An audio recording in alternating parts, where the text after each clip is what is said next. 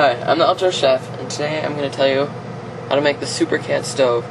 You start out with one 3-ounce, I don't know if you can read that or not, yeah, 3-ounce cat food.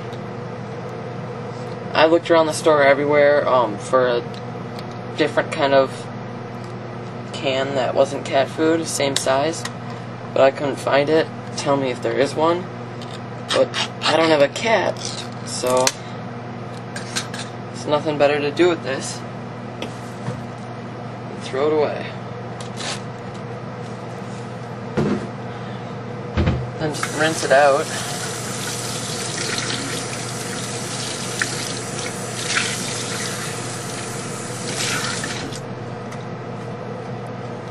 And take the label off of it. Should rip right off. There we go.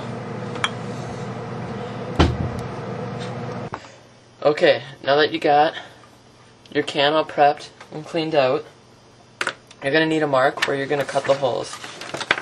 So I use just a sewing, measuring tape measure type thing. And the holes are going to need to be about 5/8 inch from the bottom. So you can measure that, which you'll just mark with a Sharpie.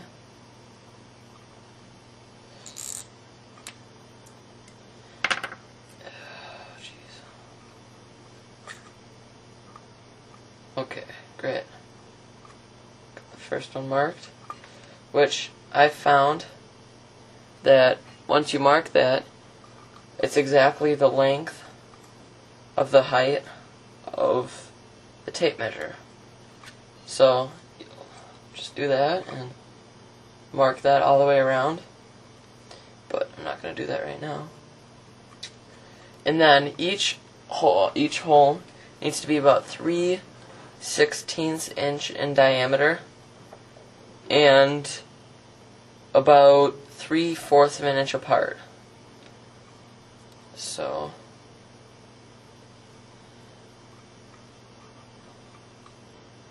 just start out by marking all these 3/4 of an inch apart. Just put a dot.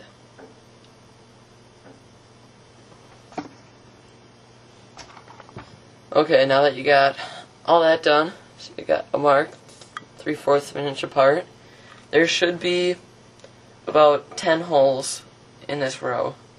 So if you counted every one, there's 10, and looks to be about 10 here. So I'll find the cap for the Sharpie and get that on. There it is. And then drill all the holes. This might get a little loud.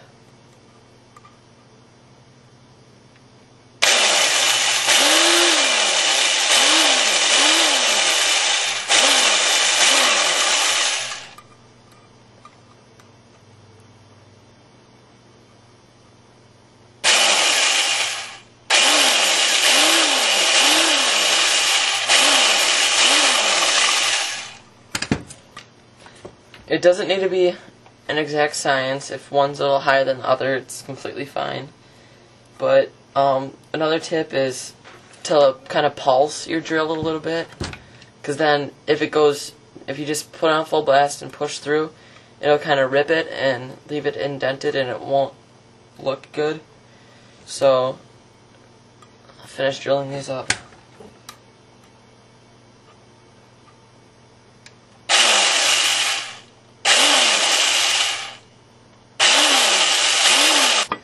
Okay, I've got all of these holes drilled, all 10 of them, and next you're going to have to drill the top ones. Measure them out first though. And they should be about 1/2 inch apart and 3/8 of an inch from the top edge. But, you know, it doesn't need to be exact. So, I'm just going to lay the tape thing around it. So the center of the tape is about at where these holes are drilled, the bottom ones. Just lay that down. and that should work out perfectly fine. And then mark all your holes 1/2 inch apart. Once you get these all marked, you should have about 15 to 16 holes. I've got 15, which it'll work perfectly fine. And using the same drill bit, which is 3/16 of an inch, just drill them.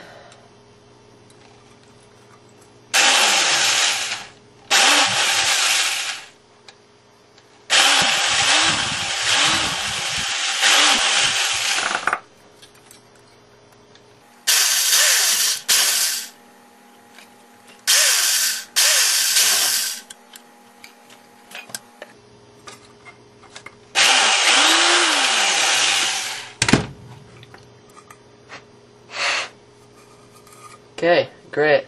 We've got all the holes drilled now, as you can see. There are a lot more on the top than there's the bottom. And now let's go test her out. Okay, now that we got the stove built, we can test it out. So, start out, fill the stove up with enough fuel. Or until I run out of fuel.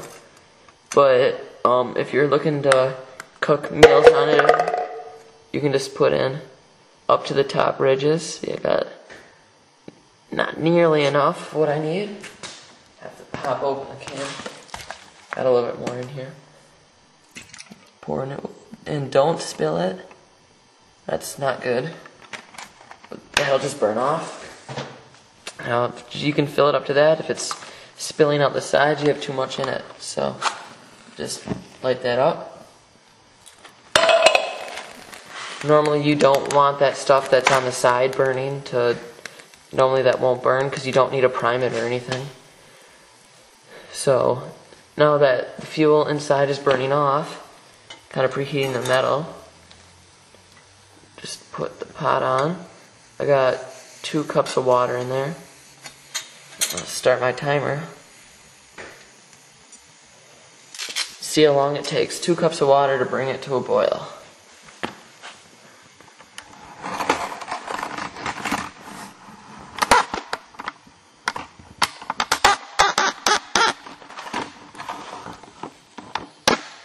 You see there's good jets going.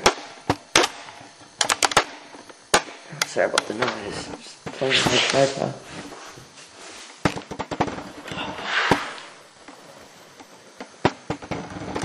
See the jets. Hope you can see that. Think you can see it. Oh yeah. So I'll come back when the water's just about at a boil so we can time it.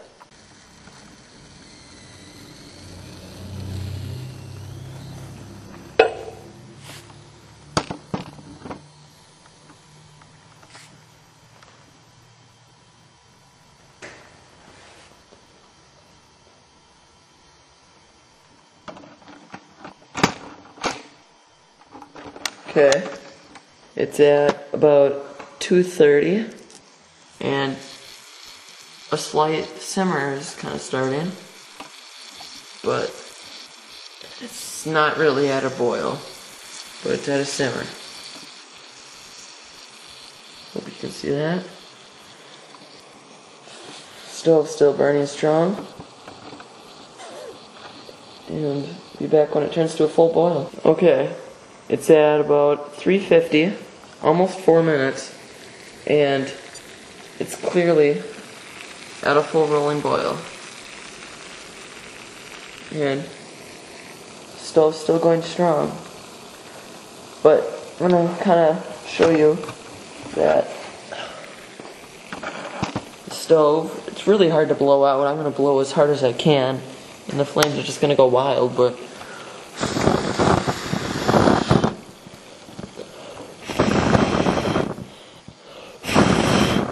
as you can see, I can't blow the stove out.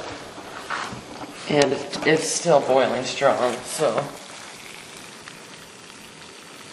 only way you're going to get the stove out is with a bit of a snuffer. So I just got I think 4.5 ounce can of tuna, and you just put it over it, pull it off, and it's out. So it's really hot right now, I can't touch it, but as you can see there's still a ton more fuel in there that I can pour back into the fuel bottle.